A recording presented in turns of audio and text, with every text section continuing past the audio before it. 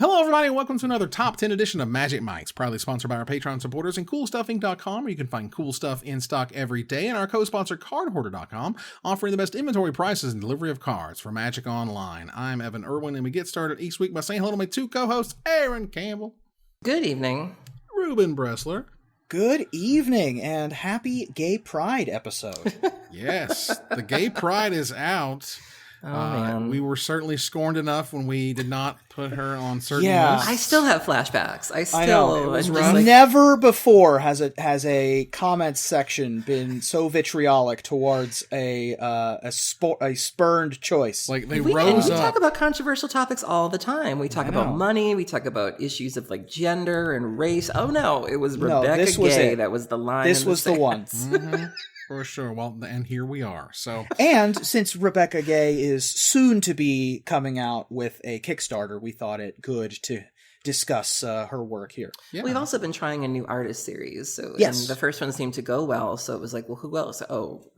This is the exactly. This is the let's not forget so the first her one again, right. Shall the we? first one was John Avon. We're doing Rebecca Gay here. Mm-hmm. In addition to giving us your honorable mentions, let us know what other artists you think should have a top 10s episode. We also begin with our choice of the top comment from last week in a segment we call Honorable Mention, where Ruben will tell us who was the most eloquent in letting us know what card we did not choose as one of our top 10 Druids. Ruben?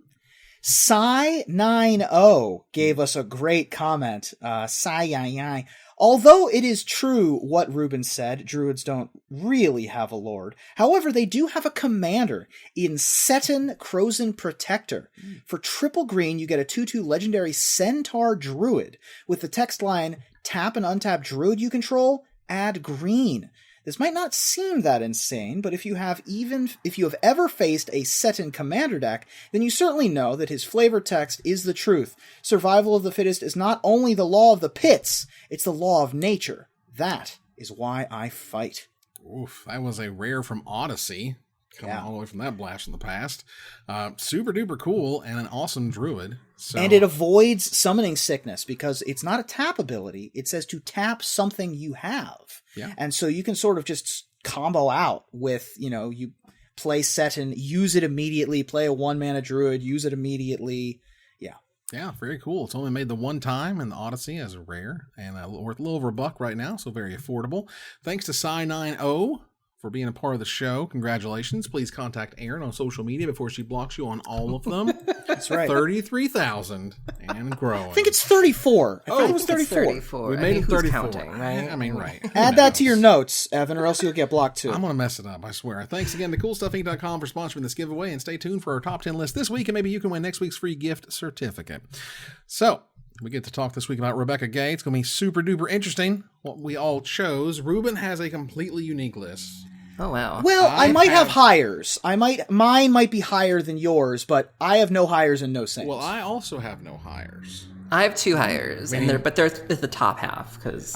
Meaning this is a very rare episode in which only Aaron has hires or sains, which is really interesting. That said, let's go ahead and kick it off here. Aaron, what's your number 10? My number 10 is one of the weirdest cards I've ever seen. I think I discovered this one when I was getting ready for our top 10 elementals list, because I was used to sort of the usual suspects. Your water elemental, your air elemental. And then I saw this and I was like, what exactly is this supposed to be the elemental of? It doesn't make any sense. My number 10 is Heartmender. Oh, Heartmender. Heartmender was originally printed in Shadowmoor, 2 colorless and 2 hybrid Celestia mana for a creature elemental with 2 power and 2 toughness. At the beginning of your upkeep, remove a -1/-1 counter from each creature you control, and it also has Persist, which says when this creature is put into a graveyard from play, if it had no -1/-1 counters on it, you return it to play under its owner's control with a -1/-1 counter on it. So if I'm understanding this correctly, it can target itself, or just it just removes from everything, including itself. Can just be persisted again. Like that's just. It chump blocks every turn. It always survives. Yeah. Yeah. You just look at this card. You're like, the art is baffling. There's this weird like monkey with spider legs and a snake tail, and then maybe some other parts art makes going no on. sense. Yeah. And so it's very confusing art. You're not really sure what it does. It's very niche. Maybe if you're playing like a Malira commander deck, I don't know. But I'll never forget where I was when I first saw this. And I was like, what on earth? It's like a boar head, sort of like giraffe spider legs, donkey ears. Basically, what they they did with funky. the elementals in Lorwyn and Shadowmoor was they said, just mash up some animals together. Just go nuts, fam. Just make some nightmare fuel. It's okay. Exactly. Do what you want and to do. This is some nightmare fuel, absolutely, from Rebecca. Yeah, this is, and the idea of this card being sort of like the thing that keeps persist creatures around forever, it never really worked out that way. Unfortunately, there was never like turn 3 Kitchen Finks, turn 4 Heartmender, it was over. Right. It was like, no, it didn't really work out that well, but it was a really interesting card, and one of my favorites. It was on a different top 10 list of mine. Let's see if I can find Elementals, maybe. Top 10 -1/-1 counter cards. Oh, sure. Very, very nice. All right. Ruben, what's number 10? My number 10 is a card that has art that I've used the art for this as just sort of a setting piece. It's like an establishing shot for a Facebook post I'm writing or a blog post or something like that. It's very, I don't know why, but to me, it feels like this is an establishing shot that just makes sense to me when I'm trying to discuss a topic or have some sort of conversation. It's from Mercadian Masks, and it's one of the original storage lands from before we had calciform pools, before we had Mirrodin's Core. We had things like Saprazin Cove. Oh. Saprazin Cove is an uncommon from Mercadian Masks that enters the battlefield tapped and has 2 tap abilities. It can get a storage counter, and then if you remove any number of storage counters from it, you add blue for each storage counter removed in this way. There was also like Chomano's Fountain, I think, and there's a bunch of them. I mean, there's a whole cycle, obviously. But Saprazin Cove's art just is so calming to me. It's and nice. And is just, it just feels good. It kind of reminds me of sort of that, what I would describe as sort of the old school fantasy, right? The old school Lord of the Rings-ish type. I would expect to see this in the stuff. 1970s or 80s Lord of the Rings cartoon. Right. They appeared to have a whole bunch of these lands that they all could add storage counters. There was depletion counters and stuff that was happening. And as you can tell from back in the day, they sucked. These were terrible lands that were slow and awful. And not good. It took you 2 turns to get to island status, So, okay, that's a card, but that's Mercadian Masks. All right. For my number 10, this was one of the key pieces of art I remember at the time, sort of setting the mood for the set itself. Like, you kind of have to remember like what the world was like when it was just right after alliances. Alliances had basically saved Magic, and it was, okay, Magic doesn't have to like always suck. It doesn't have to be Fallen Empire's Homelands world all the time. You can have cool, exciting cards that they just gave us. So people were getting pumped and excited. And so like, here comes Mirage. And you're like, wow, what's Mirage? And you're like, well, it's a very jungle themed area and very jungle themed plane.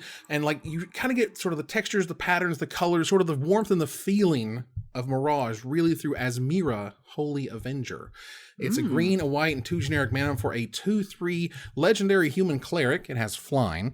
And at the beginning of each end step, put a +1/+1 counter on it for each creature put into your graveyard from the battlefield this turn. So not a particularly terrific card in and of itself, though it has only been printed once and is part of the reserve list. Barf. Yeah. But I do think the illustration itself is great, and I really think sort of helps set that sort of African-esque tone that they were really going for in Jamura. Which I thought was great. Love it. Yeah. It's a great one. All right. Let's move on here to number 9. Aaron, what's number 9? We all know that I love a graveyard strategy, and I love being able to play cards over and over again. And so when I was going through all of the cards that Rebecca Gay has done, and I saw this card, I couldn't believe, number 1, that I'd never seen it, number 2, that I'd never had the chance to play with it, because it has an unusual mechanic that I love and also don't get to play enough with, Retrace. My number 9 is Una's Grace. Yeah. Una's Grace with Retrace. So Una's Grace was originally printed in Eventide. It's 2 mana and a blue. It's an instant. It says target player draws a card, and then it has Retrace, which is you may cast this card from your graveyard by discarding a land card in addition to paying its other costs. So like a lot of things in Magic, you can try to break this. Like you can play Life from the Loam, and you can, always make sure you have lands in your hand, but you can also just play Magic. You can play this card early on. It's probably not good. Like I don't think it was in any competitive decks, but and then if you're playing Magic and you have, extra lands that you don't need, if you have way too many lands out and you top deck a land, well, then you can pitch that land, cast this, draw another card, and try to find something better. The art's really beautiful as well. You have this, sort of blue fairy creature, which is very reminiscent of Una, but also like, grass and foliage. And then you can also see stars. And so there's a lot going on here. It's very ethereal. You can feel the nighttime in this without it necessarily being like black, like nighttime. It's not an obvious metaphor for nighttime. Right. And I just think this is a really beautiful card. This is actually, this was a fantastic tournament card. It was. With one was it? copy. Okay, You would only run one. One. You'd run in one copy. One in the 75. That's Makes it. sense. This was a super late game. If you get kind of like flooded out, this was in the Quick and Toast decks. This was in the Fairies decks. Quick and Toast from Jerry Thompson, who won Grand Prix Denver in 2008. Who was running, of course, Shriek Maws with your Cloud Threshers. This was commands. exactly. This was the Cloud Thresher Cryptic Command deck. This also ran Austere Command and like Reflecting Pool got broke and oops, the whole format. And they put 2 counters on Vivid Lands and and it was absolutely ridiculous. So again, it was funny because yes, it's tournament playable, but only one. You only get one. Yeah. All right. Makes sense. Yeah. Ruben, what's number 9? My number 9 features 2 of the most iconic characters from the original story of Magic the Gathering, that being the Weatherlight crew. And they are depicted in interesting poses and in beautiful sort of alignment, sort of like a Wes Anderson film, in Squeeze Embrace. Squeeze Embrace is a common from Apocalypse. It's a red and a white for an aura. Enchanted creature gets +2/+2, and when the enchanted creature dies, return that card to its owner's hand. This card was an amazing limited card. I mean, you just play a 1-drop on turn 1, then attack for 3 on turn 2, and then, oh, by the way, when it dies, you just get a card back. It Boros. Yeah, wow. It was pretty good in limited. And there were a couple of constructed decks that also had Squeeze Embrace, if I recall. Interesting. But to me, the most interesting thing about Squeeze Embrace is that the original version of the art was Cissei's skin is a different color. And so she is she's described as having quote unquote ebony skin in the novels. And so on the card art, that is what Captain Cissei looks like, but in the original art, it's more of a olive woman. In the thing that strikes me about art. This version of Cissei compared to other ones is that she looks so much more feminine in this one. Like that's not to say that she's not, feminine. Well, no, that's what I love the most about Rebecca Gay's artwork is that it feels there's so much femininity. It's not a bad thing, but in most depictions you see of Cissei, she's strong, she's stoic, she's fighting. You look at this woman and see that she's a captain, and you believe that. And not that this woman couldn't be a captain, but to me, this is just a more femme version of Cissei, where she just appears more, more body, more slinky, more, just a different take. Not a bad take, but just different. It's just like somewhere in the early 2000s, sexy became the S word that you couldn't use with Magic cards anymore. You couldn't have them be actual. Like I feel like that's a great thing. It's okay. It's a part of the art. Part of even making art is having that feeling you can evoke. The problem isn't. The problem isn't like. Let's be clear. The problem isn't with sexy things. The problem is when that's all that's being brought to the table, or when it's being done, like when you have Earthbind, where it's like, what does this have to do with binding something to the earth? It's one thing if you have a woman and she's and it's boob plate's another example, where it's like this isn't feasible. Like how is she captaining a ship wearing like an armor tank top? Right. That's where the criticism for that usually comes from, is that it just doesn't make any sense. Sure. And Rebecca has always had a great way of sort of working that in, and it's never overt. What I mean? It's just it's a nice slide. It's subtle, feminine without being sexy or gross or objectifying. Or There's no weirdness. Yeah. There's no awkwardness or whatever involved. So for my number 9, I hate the reserved list. I hate it so much. Same. It just kills me that all these cool cards are never going to get another version, whether they're the reprint of Rebecca's artwork or not. You're only going to get one cool, stoic, kind of there in the clouds, with the staff and the hair's flowing, and you see Kesa, and Kesa from Alliances was dope. I freaking love Kesa. Kesa was cool back then, still cool now. Stats, cool. not so much back then, but back then they were exciting stats, y'all. Yeah. 2 green, 3 generic mana for a 2/3 rare legendary elf druid now. Didn't have one back in the day, didn't have creature types, but she says green creatures you control get +1/+1. That includes her. So she's a 3/4 for 5. 3/4 for 5. All your green Pumps creatures. the rest of your team. That's all she does, but that's great. And so this is a cool, neat card. It's a pretty card, but you're only going to see it in this way on this one printing because stupid reserve list. I had one of these in my Rafellos deck before they banned Rafellos. And then it became my Izuri deck. Because it's another Elf Lord. I mean, it's a huge Elf Lord. It survives Sweltering Suns as well. Yeah. I'm a huge fan of Kesa. I always get it when I go to Qdoba. Just love it. Wow. Wow. I make the dad jokes around here. All right. Thank you very much. Apparently not. Apparently you don't. Apparently the Kesa deck is it's on sale. Yep. Queso, Fresco, something or other. All right, Ruben, what's number 8? My number 8 is a card that when we were talking about the Kickstarter for Rebecca Gay's playmats and how she was asking, what do people most want as playmats from Rebecca Gay's body of work? And this one immediately sprung to my mind. It is, there are landscapes and there are portraits and there are action shots. But I feel like there's nothing really that has existed before or since that really evokes the feeling of just serene calm, quite like Carpet of Flowers does. Oh, yeah. Carpet of Flowers is a green mana enchantment. It's an uncommon from Urza's Saga. It's a $16 uncommon from Urza's Saga. Legacy. Yeah, it is. Thanks, Legacy. Because it's a huge sideboard card out of like Storm decks. You're lucky it got reprinted. It's true. It did get reprinted in the Mystery Booster. Yeah. At the beginning of each of your main phases, if you haven't added mana with this ability this turn, you may add X mana of any one color, where X is the number of islands target opponent controls. Mm-hmm. So it's basically a green dark ritual if you're playing against like tundras.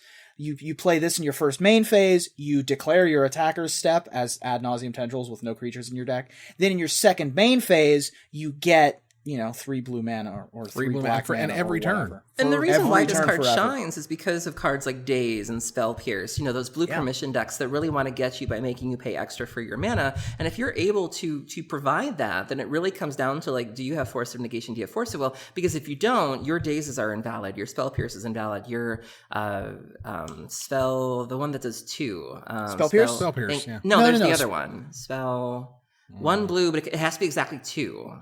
Spell snare. Spell snare, yeah. Spell so, snare.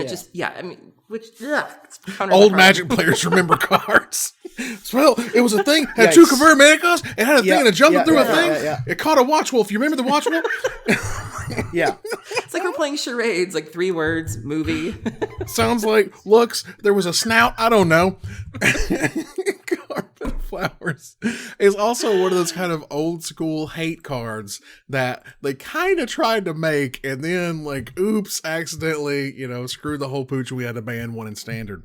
Right. But yeah, Carpet of Flowers is really cool. And I recall it being really expensive even before this mystery booster got reprinted. So and it's also one of those cards that's really hard to reprint because of kind of how punishing it is, and even if you're reprinting stuff in Commander decks or Commander Legends or whatever, this isn't really the card you want to put in there either, it's hard to reprint.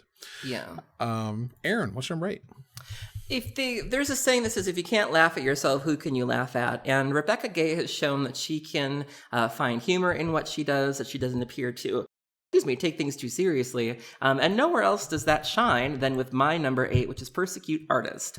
So Persecute Artist is 1 colorless and 2 black. It was printed in Unhinged, only printed 1 time. It's a sorcery, and it says, choose an artist other than Rebecca Gay. Target player reveals his or her hand and discards all non-land cards by the chosen artist. And it says, the torches and pitchforks were no match for Rebecca's fans, and she also did the art. And in the description, it says, Rebecca, don't mess with me, Gay. And so, she's clearly giving a nod to her passionate fan base, as we recently experienced.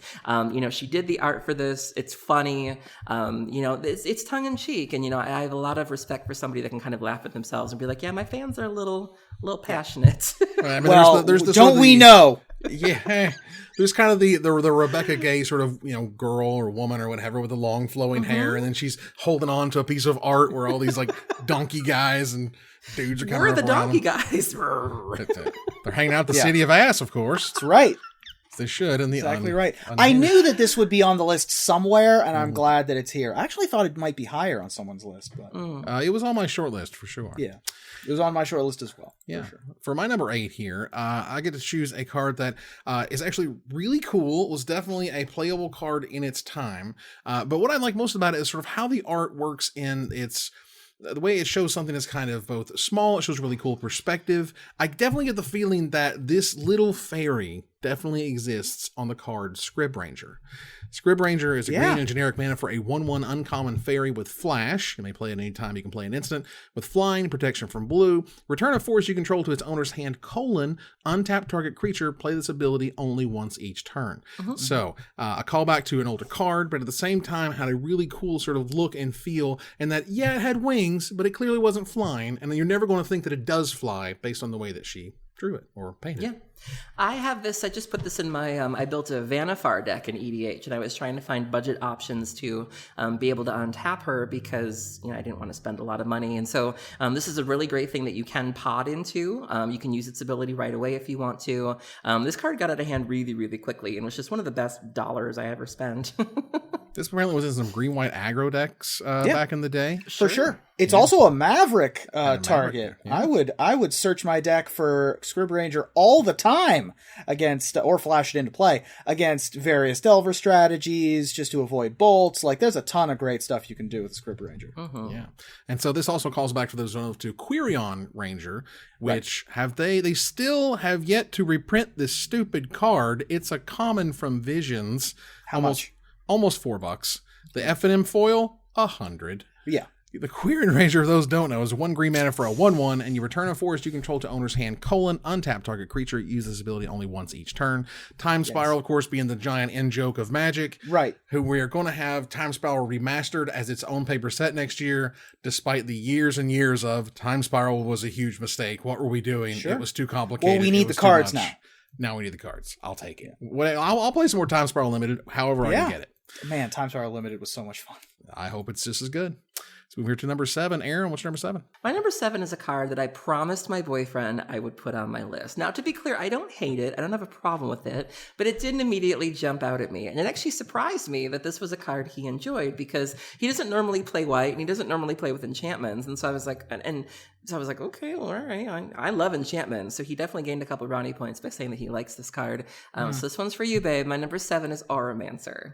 Auramancer is 2 colorless and a white. It's been printed a dozen times at least. A million times. Human wizard with 2 power, 2 toughness. When Auramancer enters the battlefield, you can return target enchantment card from your graveyard to your hand. So really clean, simple effect. It's a bear, 2/2 for... Yeah. A 2/2 for 3 mana. It's a gray ogre. It's a gray ogre that happens to have a little bit of an enchantment return clause on it. And so, if you're doing anything, white is very good with Enchantress, whether it be black, white, or green. Green or green, or the clean green that you come to know and expect from this here Magic program. It's just a fun card and really beautiful art by Rebecca Gay as well. It is really terrific art. And I like how they changed it this one time for Wizards Play Network, and they're like, okay, we're back to Rebecca Gay. We'll switch it back to Rebecca Gay. We didn't have to I mean, this always... Well, fair enough. This in particular goes really well with things like Deadweight, Stab Wound, the ones that are early removal spells that later you can essentially have a 2/2 that draws you a card, and not just any card, but you're one of the best removal spells in your deck. Auramancer is just it's a spectacular limited card as well. Yeah, I mean, and also like it's not. I believe that it's not in standard for reasons like Elspeth Conquers Death is a terrific card in standard. Good heavens! Like you could literally just like loop that if you wanted to over and over with an Auramancer, no way to sacrifice it. So that would be a problem. But the card itself is absolutely gorgeous. Ruben, what's number 7? My number 7 is one of the weirdest cards in Magic, bar like no cap. Like it is an absolutely strange, weird, bad. It's one of these weird, bad cards. Ooh, weird bad cards. That are like that get those those Timmy or those combo wheels turning of like, how do I make Transcendence work? You can do it. Transcendence is 3 colorless white enchantment from Torment. It is a rare. Wow. You don't lose the game for having 0 or less life. When you have 20 or more life, you lose the game. Whenever you lose life, you gain 2 life. For each 1 life you lost, I've never damage seen dealt this. to you causes you to lose life. This So, card makes my head hurt. yeah, this is very stupid. So, first of all, the art is beautiful. I Yes. love the guy is just floating and just, Transcending, yeah. he's just vibing, with the fire in the background. He's Right. just having a grand old time. This is not a good card. It is a 6 mana enchantment, and that also just gets disenchanted immediately. It's just like It did trash. I have played essentially a joke deck with Transcendence and a card called Nefarious Lich, which is black Yes. from Odyssey. Yeah. And basically when you combo Nefarious Lich and Transcendence, you just draw your whole deck. And then you have to destroy your own Transcendence before you die to your own Nefarious Lich. So Or your own silly. Transcendence. Yeah, it's very stupid. this got played in the 2003 World Championships by Jerome Remy, Hall of Famer Jerome Remy, in Standard as part of 2 of in the sideboard. I have no idea what for. Sure. There's I mean, it some might just be- match in the there mono red, is- maybe? I don't know. Yeah, exactly. So on turn 6, you play this at 1 life, and you're fine, right? Like, you just regain it, and then you disenchant your own Transcendence, and your opponent's red deck has to start all over again.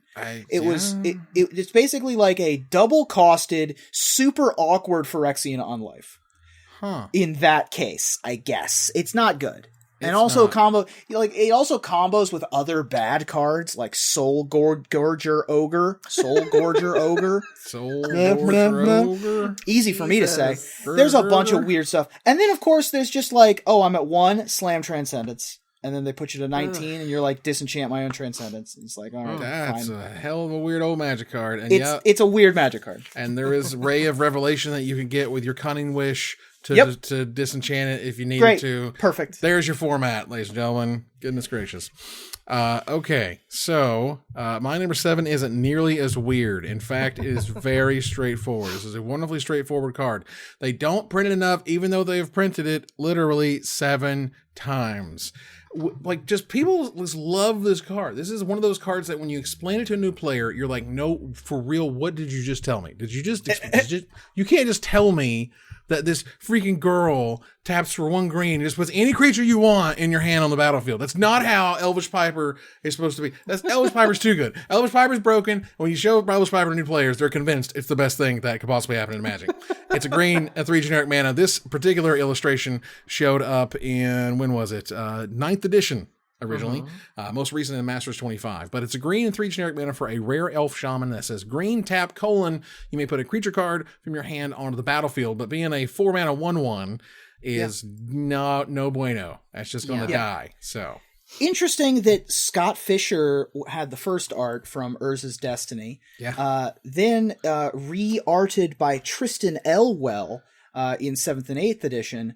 9th edition is when we got the Rebecca Gay art, and it has been the Rebecca Gay art ever since, including Masters 25, in which you have the Urza's Destiny watermark calling back to the Scott Fisher Elvish Piper, and yet we still have the Rebecca Gay Elvish Piper. And again, we have a very sort of very feminine, very nice, sort of flowing, majestic. You got the doves there with the little flute thing she's playing there. You also have the innocent, like it's one thing to wear a shoulderless dress. It's another to do like the girl next door thing of like, it falls down. Yeah, I mean, so really conveying that innocence here.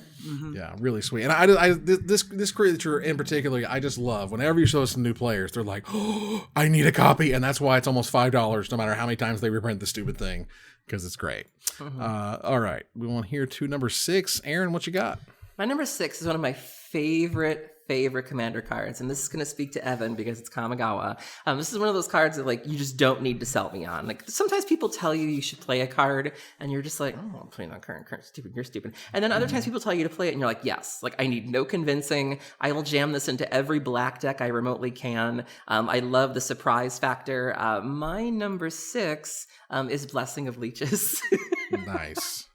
Blessing of Leeches is 2 colorless and a black, was originally printed in Betrayers of Kamigawa. Enchant creature. It says you may play Blessing of Leeches anytime you could play an instant. At the beginning of your upkeep, you lose 1 life, and for 0 colorless, you can regenerate the enchanted creature. I put this in my Grimgrin deck. I have this in my She-Ray deck. Just that feeling, your opponent's super confident, especially if you're playing mono black. Your opponent gets super confident. They're like, you're not going to have anything. Then whoop!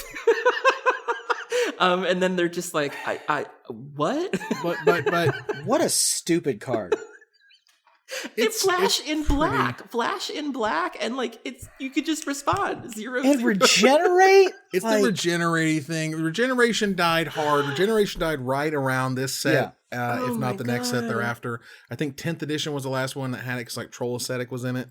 Right. But yeah, the Blessing of Leeches was often just a blowout because no one will play around it. Like you know, 3 mana so, black card. And the art, of course, is wonderful. You have the obvious leeches there, but leeches, it's not gross. When you look at the card leeches, which is a card, that's pretty gross. But this is, dare I say, almost beautiful. Like if you didn't know you were looking at leeches, like if you looked at this art card independently, you may not know what it was. You might think it was flower petals or bugs or what have you. But really beautiful art. I love the card so much, and that's why I needed to be here. Yeah, it's absolutely gorgeous. All right, Ruben, what's number 6? My number 6 is a card, and when I say it's a card, I mean it's been printed by Magic the Gathering officially.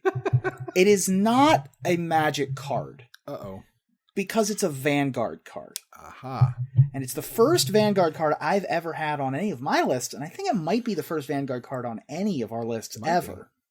My number 6 is Titania. Titania. Mm-hmm. Titania. The Vanguard Titania is you may play an additional land on each of your turns. You start with a hand size of 2 additional cards, and your starting life total is -5. Now, the way Vanguard works is that essentially you have a person that you are. You are sort of, this is the person that you are role-playing as in this game of Magic. Right. And so the card effect on the Vanguard card is what you just have for the rest of the game. Yep. And the same with the size and the starting life total. Right. Did not take off, was not very popular. This was one of Wizards' first, or Magic's first attempts at sort of messing with formats. This was pre-Commander, this was Arch Enemy, this was before any of that. This was their first attempt. And really, and they are expensive now. Yeah, the Vanguard series is very expensive now. They're huge. They're like 4 times the size of a regular Magic card. And they're oversized. The time that you might see the Vanguard art the most is on Magic Online, because the Vanguard art tend to be what you can use as your avatar on Magic Online. It's true. And this alone is $65 for a copy. It is the most expensive Rebecca Gay art on a Magic card. I was going to say, don't say Vanguard, because the most expensive Vanguard is Sliver Queen Broodmother. Yep. $75 freaking dollars. Well, yeah. Yeah. Because that card, I mean, that effect on the Sliver Queen is absurd. Well, also, you can just make slivers with it. Yeah, 3 generic mana, make a 1/1 sliver. You have that literally the entire game, whenever you want it. You don't need to do anything. You just have that. So this is one of those things that's also very hard to reprint. So it's a really cool image. I would love to see something done with it, but Wizards, once they kind of marry an image to a card, they won't really put it anywhere else, even on a Vanguard, even on like a plane chase plane or whatever. Like that's where it belongs. So this is the only place you can get it for $65. I just remember, like, for me, like, no one liked Vanguard. No one liked Vanguard. There's a reason it's hard to find and it died, because no one gave a crap about it. And so, no one liked them. Everyone got rid of them. They're hard to store. Yeah. And so now it's out. Now they're rare. Yeah. But not all of them. Tongarth you can get for $1. Sliver Queen, $75. Sure. All right. So for my number 6 here, definitely one of my favorite illustrations, in that it really shows the kind of lovely watercolor color itself, the rainbow of colors that you have to use in watercolor, the way that she just so masterfully just kind of weaves them within, layers them on top of each other. When you look at the card Predict, now don't just look at the card Predict, go and look at the Mystery Booster print that they've, or the Commander 2018. Either one of those are much lighter. They're a lot lighter and brighter than the original sort of dark Odyssey printing, because once they lighten it up, you can really see this really cool sort of like they got the feather or the flower in the hand and the colored pillows around her, which is also around the stones or what have you. Predict is a blue and a generic mana for an uncommon instant. You choose a card name, then target player puts the top card of their library into their graveyard. These days, target player mills a card. Yeah. If a card with the chosen name was milled this way, you draw 2 cards. Otherwise, you draw a card. So I remember when Legacy Miracles first started running this card, and I was like, girl. Yeah. This is your life now. Like, you're casting Predict. Yeah.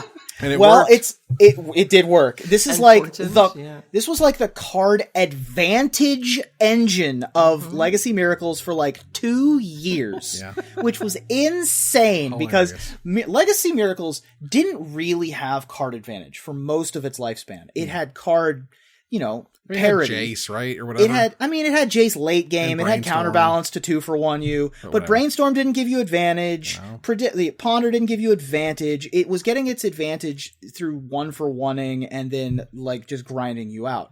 Eventually, it adopted Predict, which is hilarious, but also makes a perfect amount of sense because all Miracles wanted to do was manufacture the top of its library. And sometimes with Miracles, you're like, all right, we got land spell I can use. Well, I can predict that one away, draw the spell I can use in the extra land, and get a fresh 3 cards to look at with my top. Mm-hmm. It all kind of worked out. I mean, between the fantastic art and the fantastic gameplay for Miracles. There is no way I would have predicted that Predict would have become a legacy powerhouse. And I do love the duality, like you said, Ruben, where, there's a couple ways to interpret this card where you could easily picture this as like an underwater scene or like near a scene near water where there's rocks and things. Or you could also just imagine being in like a bedroom or a harem, with like a beautiful... I think that's where I picture it, with the flowing curtains and the pillows. Yeah, this feels the hair kind of throws me off, though. I thought, that's true. For me, the hair is sort of underwater wavy hair, but it's very also Rebecca Gary, dreamlike hair. Yeah, exactly. Mm-hmm. Yeah. All right. Let's move on here to number 5. Aaron, what's number 5? My number 5 is the first hire on my list. Ooh, you're the only one with hires this week. Ruben, what's number 5? Just rub it in, why don't you? That's right. I just get the Now, I don't think that... So Rebecca Gay is very well known for beautiful, serene, calming scenes.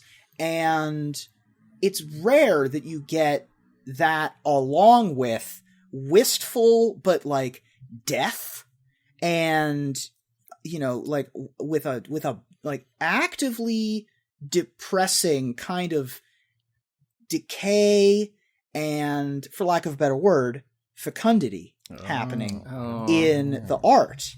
Fecundity is a 2 colorless and a green for an enchantment originally from Urza's Saga. Whenever a creature dies, that creature's controller may draw a card. Life is eternal. A lifetime is ephemeral. This is just it's just some bones. It is. And it's the earth reclaiming a skeleton. Mm-hmm. Wasn't this a key part of the Dirty Kitty deck? Yes. I still can't believe that. That's a deck name? Yes. Only the dirtiest of kitties may play. Right. Well, yeah, I mean, this was the engine for Dirty Kitty, essentially. Right. This also saw a ton of elves. This is Dirty Kitty, better known as Fecundity Goblins, essentially, which was a Skirk Prospector combo deck where you sort of went through your entire Goblins deck and then grape-shotted your opponent. You sort of would combo out, get 1 million, empty the Warren's tokens, sacrifice them all to your Prospector or your Goblin Sledder if you had one of those out. You draw your deck with Fecundity, and then you'd be able to grape shot your opponent. Yeah, in the in 2009 PTQs, they were playing this in Elves decks. Where this was, I guess this was extended, right? Extended Elves. Yeah, this was Elves. Right. This was the Glimpse of Nature, Court of Calling, Summoner's Pact, and it had a Brain Freeze on top of it at the end of it to kill you with. It was just a giant mess of card drawing and ridiculousness. And I hope you don't forget your triggers, because that would make you lose the game. Oh boy! All right. So for my number 5, this is my first on my list from Kamigawa Oh, Not my last. Of Thank course. you very much, as it should be. Because I'm going through sort of her artwork. I'm looking at all of them. I'm zooming in on all of them. Make sure I see which ones I like the most. And I ran into this one, and I was like, oh, I was already got that one on my list. And I'm like, wait, that's only spelled similar to the one I thought I had on my list. And this image of this incredible sort of Asian woman with her hair up. Obviously, her hair's flowing. It's Rebecca Gay. These incredible colors. It goes from greens to the browns. So she's kind of holding up this sort of kind of flowing action, which is terrific, on Haru Ana. Yeah. Saviors of Kamigawa. Haru Ana is a green and 3 generic mana for a 2/1 uncommon spirit. When it comes into play, draw a card, and when you play a spirit or arcane spell, you may return it to its owner's hand. Yeah, don't worry, it's terrible. It's saviors, y'all. Yeah. It's trash. 4 mana but for that effect is a lot. It's a lot, and it's the 2/1 body, and we suffered back in the day, all right. But what we didn't suffer with was bad art, because this was some absolutely gorgeous art on a mediocre card at best. Right. Yeah, I love Rebecca Gay on any plane, but in particular in Kamigawa, I feel like you get some amazing, you just feel this could be hanging in a museum somewhere, and you would not bat an eye. Yeah, absolutely. I mean, the way it's hard to sort of say how difficult it is to work with watercolors until you try to paint in watercolor, and you go, how in God's name does anyone draw or do anything with this art form? How does anyone control anything? Water is uncontrollable, and it's crazy. Yeah, but the blotches end up exactly where she wants them, and it just looks amazing when they're done. All right, let's move over here to number 4. Aaron, what's number 4? My number 4 is part of a cycle that I first ran into when I started playing around with vintage survival. So around a year or two ago, people tried to make survival of the fittest happen again. And it has now just been reduced to Hollowvine. We don't even really use the survival anymore. But, when you were playing with survival of the fittest, this is a card that you were happy to not only get, but then to pitch, because it's actually better if it's in your graveyard. And like I said, there's a whole cycle of them. My number 4 is Wonder. So Wonder is 3 colorless and a blue. Is originally printed in Judgment. It's a creature type incarnation with flying, and it says as long as Wonder's in your graveyard and you control an island, creatures you control have flying. So this was a really great way to break those board states, because a lot of times with the vintage survival deck, you would have a lot of hollow ones, some Vengevines, and some Root Wallas, and you'd be staring down some Vengevines and Root Wallas and whatever. But if you had a tropical island out, these creatures all had flying, and so that would enable you to fly over the competition. Filth is the black version, which gives you Swamp Walk. I think white gives you First Strike. Or Valor like gives that. you First Strike. Yeah. Anger, of course, gives you haste. Yeah. And Filth gives you Swamp Walk. And what color am I missing? Brawn gives you Trample. Yeah. This is a really great cycle. This is a really beautiful, it's bird-like, but still kind of feminine, even though there is some masculine features to it as well. So it's very mutable, very beautiful. I love the mists in the background, a lot of the blues and greens here. It's a really good take. Yeah, Wonder always felt like it feels like the Labyrinth scene where it's Jareth's ball. Where people are wearing the Venetian masks, but you can tell that under the mask they still aren't human. That's what it feels like for Wonder for me. Like, it feels like it's a bird mask, but underneath the bird mask is something that isn't humanoid, is something else. And I always loved that about this art. This card was a absolute fixture to the Psychotog decks. This is how Psychotog would get evasion to jump over and kill someone, and was often the mirror breaker, and who got the Wonder in the yard first. In the graveyard first, yeah. That's true. All right. So, Ruben, what's number 4? My number 4, look, I learned our lesson from last time. We didn't have basic lands on the list with John Avon. We've learned our lesson. Rebecca Gay isn't exactly known as a basic lands aficionado. However, as someone who has owned several of the most spectacular basic lands, I think, in all of Magic, the APAC and Euro lands, I must say that Rebecca Gay's Great Wall of China planes from the clear Asia Pacific land program is just spectacular. I love it so much. Planes, for those of you that don't know, is a basic land planes that taps to add a white mana to your mana pool. And of the Asia Pacific planes, obviously the Sunflower Plains gets the most love. right? After the Sunflower Plains, the Australia Plains gets the second most love. The Uluru Plains with the rock in the middle of the continent. With This is the the second kangaroo. most expensive one, though. This is $18 But almost. exactly, this one is. I just love this art so much. It's really cool. All right. Let's move on here to my number 4. For my number 4, this is one of those cards that I wish it were better because I love the look of it. Like when this card came out, I was so pumped. I was like, man, this card is dope. It looks super sweet. Like, here we go. This was the world. Like, I mean, it's hard to describe the excitement around the original Ravnica. Not your returns, not your return to return. No, Right. no. When we got the OG, we didn't even know what the guilds were called. And they were like, let us show you Azorius. And we were like, ooh, Azorius. And they're like, here's this super cool gold rare. And I'm like, oh my God, Pride of the Clouds looks so dope. It looks so dope. This card was terrible. It's a blue, a white mana for a 1/1 rare elemental cat with flying. It gets +1/+1 for each other creature in play with flying. It has forecast of a blue, white, and 2 generic mana, which meant you reveal it from your hand, create a 1/1 white and blue bird creature token with flying, activate this ability only during your upkeep and only once each turn. What about that is Azorius? Is it supposed to be like the precognition? Yeah. thing? Well, we've got Skycat Sovereign now, which is a callback to Pride of the Clouds. Right, but I'm just thinking of like forecast. Like when I think of forecast, I think of either the weather or I think of Minority Report with like the precogs, Right. like predicting crime. Yeah, it's supposed to be pre-con, right? It's Basically supposed to be precog, right? Yeah, that's what they were trying to do there, was that they kind of knew before people knew or something. Right. Whatever. It was a terrible mechanic because it just, like, it didn't work out on any other card but what was the one? The Reclamation of the Meek. Yeah, Reclamation of something, and then the Martyr, the White Martyr. Proclamation. Proclamation of Rebirth. Martyr Proc. Yes. So Proclamation of Rebirth worked with the White Martyr. That's great, but no other forecast card got anywhere near playability. But this card is still over $3 because it's still cool as hell. It's still Blue White Flyers, Blue White Flyers is a deck. And this goes right in it. All right, let's move on here to our top 3. Aaron, what's number 3? My number 3 is the last higher on my list. Ooh. I will take it. Check Ruben, that out. what's number 3?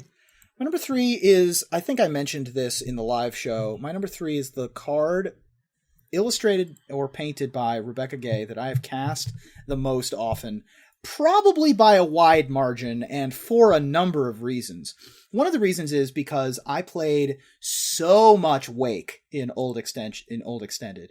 Like just a ridiculous amount of Wake. Partially because this card has flashback, so I've cast it twice as much each game as many people have. And also partially because I could Cunning Wish for it after I'd exiled it, because you can rebuy it, because that's how the old rules worked. You could get things from exile instead of from your sideboard, and so that you could just loop and loop and loop Moment's Peace over and over and over and over again. It is gross. Moment's Peace, it is gross. Moment's Peace has that beautiful gravestone in the upper left-hand corner like Wonder does, to let you know that it has an ability in the graveyard. Colorless and a green for an instant, prevent all combat damage that would be dealt this turn, and it has flashback of 2 colorless and a green. I've played this card... What was that? Pauper All-Star, yeah. Pauper All-Star. I mean, Extended All-Star, Standard All-Star. This card's seen play all over the place. I mean, Fog is one of those cards and one of those abilities that you're like, it's 90% of the time it's bad, but when it's good, it's very, very good. It took them until Odyssey. It took them literally until this card to respect fog effects. Like the turbo fog stuff, that didn't even exist. That wasn't even a word. That wasn't a lexicon, knowledge until this card that you could keep repeating the fog effect over and over with and getting cute with Cunning Wish and stuff. Like you can actually just grind the game to a halt. Like this would happen in Cube, where you'd be like, oh, all right, you're swinging in for whatever, and you're like, Moment's Peace. And because you see it right there in their yard, and they're gonna have 3 mana or whatever next turn, it's gonna happen again. So they have all these basically, often it was Time Walk, more like 2-turn Time Walk. It was basically Time Walk with flashback. Yeah, it was Time Walk with flashback against a lot of decks, and that alone is just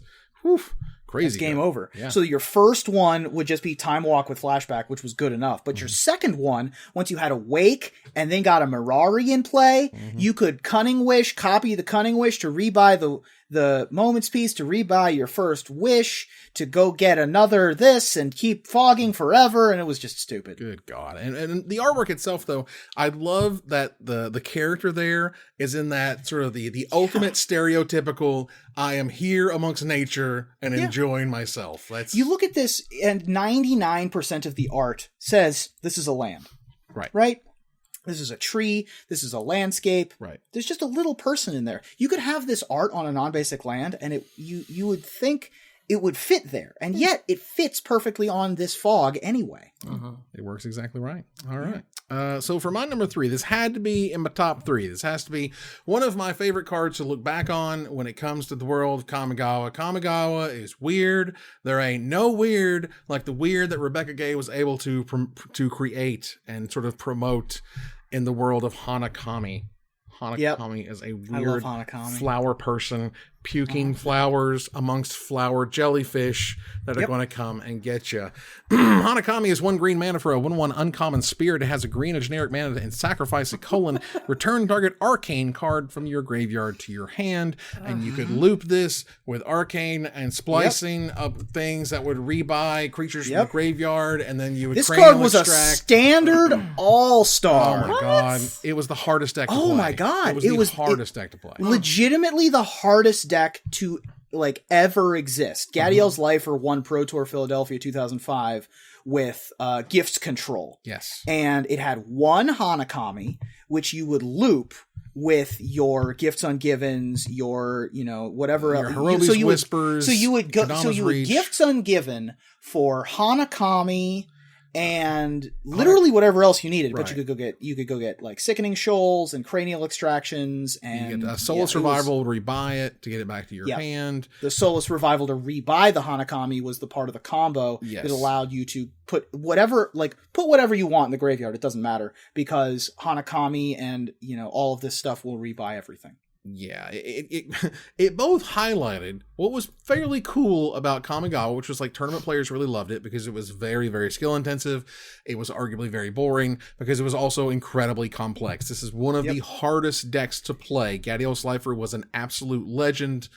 Rest in peace. He was amazing. And he played this deck like he barely picked it up the day before or something because Gadiel is just an absolute master and figured out exactly what the loops were and then just won the freaking event. Like that's how good that guy was. And Hanakami in and of itself just shows so much sort of character about the world of Kamigawa. You're like, oh, that's where this weird stuff happens. Okay, cool. And that's what she got to do there. So that was great. All right. Aaron, what's number 2?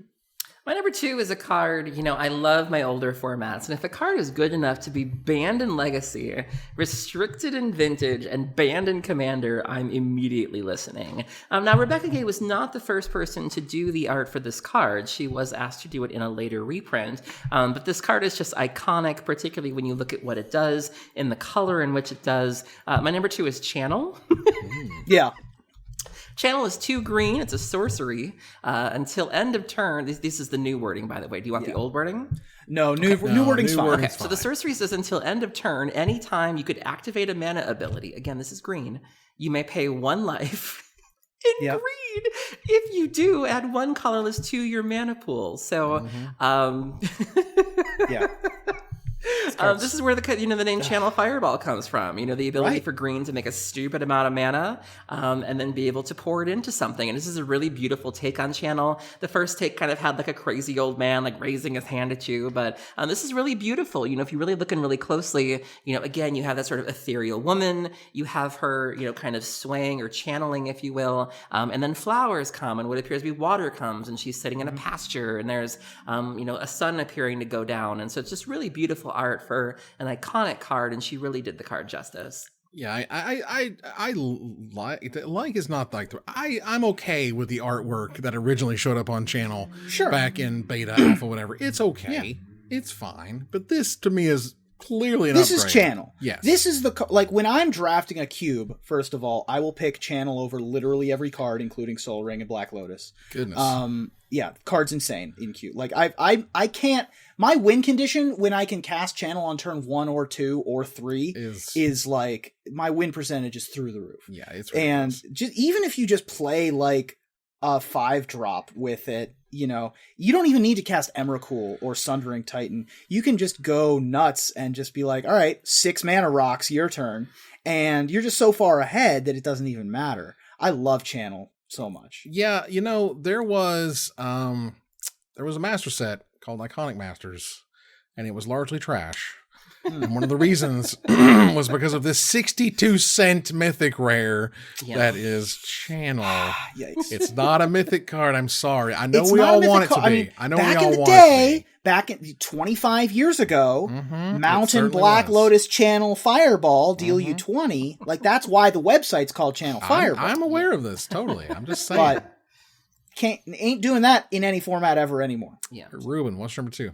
My number 2 is a card that I looked up the price. You know when you look up the price of something and you're like, wow, that's really high? I looked up the price of this card and I was like, wow, that is a 10th the number, maybe a 20th the number that it used to be. This card has plummeted because it used to be a centerpiece and a namesake of a legacy deck that is no longer played and hasn't been played for 10 years. But, you know, Sea Stompy, back in the day, long time ago, Sea Stompy was a deck. People would be like, Mox Diamond, Ancient Tomb, Sea Drake, and like, that's just game, boys. But no, that deck that's not a thing anymore. Sea Drake is 2 colorless and a blue for a 4/3 Drake with flying. Those are some stats. When Sea Drake enters the battlefield, return 2 target lands you control to their owner's hands. That's it, if you just return them to your hand. So there's no sacrifice clause. Yeah. So if you have no lands in play, you just have a Sea Drake. Yeah. So you just go mox, play a Sea Drake, no drawback. Yeah. There was a point in time when everyone was like, oh my God, those stats are better than literally anything else we could be playing. Yeah. What? And like nowadays we're like, okay, that's a card. Right. We wouldn't like it. We would be upset about it. We're like, well, it better be in the landfall set. Otherwise this card is complete trash. And that's where we're at. I'm not sure I'd want to see Drake. I'm more of a Little Wayne fan myself. Wow. That's fair. That's not a bad. That's a pretty good one. I like that one. Okay. All right. So we're clearly into the heavy hitters, particularly for me. I got Hanakami up in the top 3, Pride of the Clouds, Haru Ana, and now we got to the biggins. Whether they're your number 1s, your number 2s. These are the Both my ones that hires most haven't been touched yet, so these very well could be those hires. Now this is one of the cards that when you say Rebecca Gay, most people are familiar with this artwork arguably more than any other. Arguably. I don't know. Maybe not. All I know is sure. They certainly kind of lean into the fact that this was one of the marquee cards of the set, and Wizards made a gigantic mistake not making this a tribal enchantment rogue when they made Bitter Blossom. Ruben, what's it called? Bitter Blossom. I cannot hear this without your voice everywhere I go. Bitter Blossom. Gotta get those fat guy bees in there. One Bitter black, Blossom. that's right. So it's 1 black and a generic mana. It is a rare from Morningtide. It is a tribal enchantment fairy. Ugh. At the beginning of your upkeep, you lose 1 life when you put a 1/1 black fairy rogue creature token with flying into play. This card was amazing. The deck was terrific. It was unbelievably sweet, and it still did not win its Pro Tour. Pro Tour Correct. Hollywood, technically what you would describe as Pro Tour Morningtide, was won by elves, not the fairy deck. But it did come in second. And this card was an absolute monster. And 4th and like half the top 8. But Yeah. yes. Something like that. But either way, Bitter Blossom was amazing because Una's, what was that stupid card that gave it Shroud? Una's something or other. Oh, Scion of Una. Scion of Una, yes, gave all Scion of Una fairies gave it Shroud. Shroud. You could play a Mistbind click to get rid of it so it wouldn't kill yourself. Which then tap down your opponent's lands on their upkeep. It itself was a fairy, so that on turn 3, you reached the requisite number of fairies for Spell Stutter Sprite. I mean, all of the numbers for Bitter Blossom being a fairy were exactly right. Right. And the interesting thing to me is, it's a very powerful card.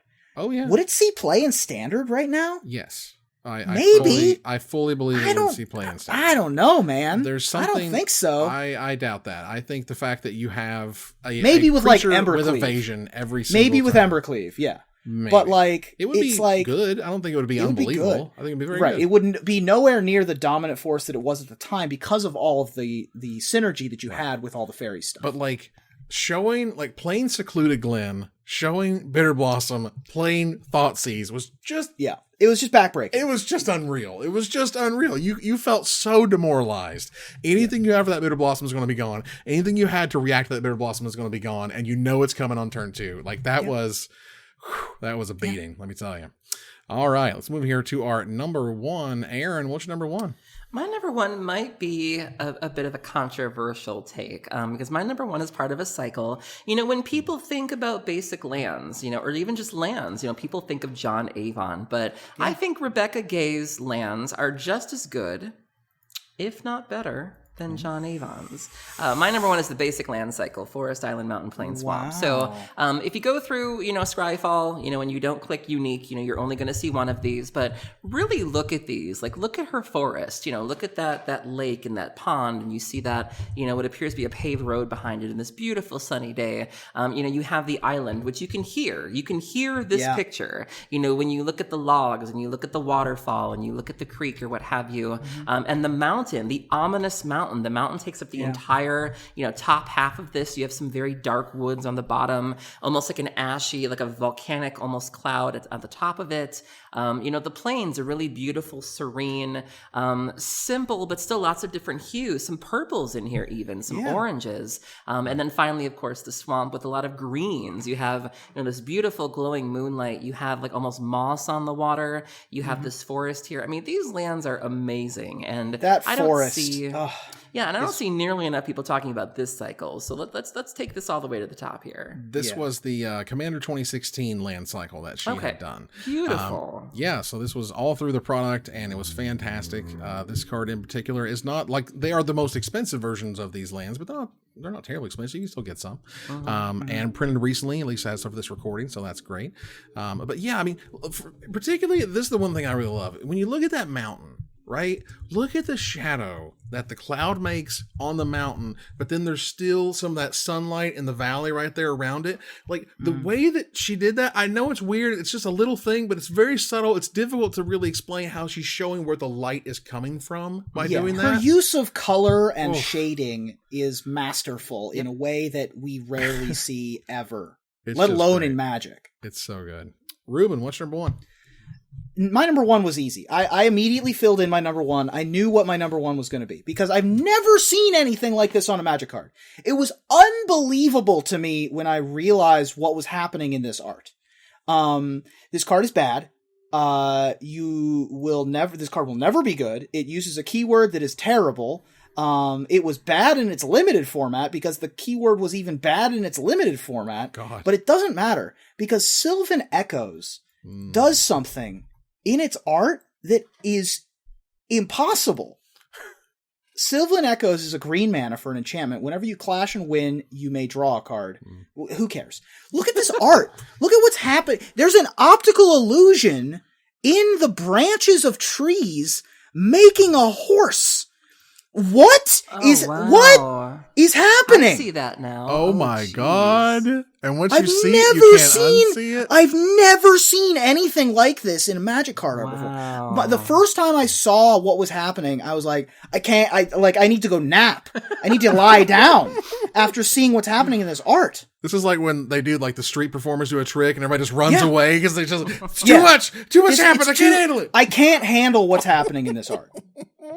Absolutely terrific. And you're not wrong. This card was terrible. Even in the stupid, bad. Like Lorwyn had this clash mechanic where you would compare converted mana costs on top of your deck.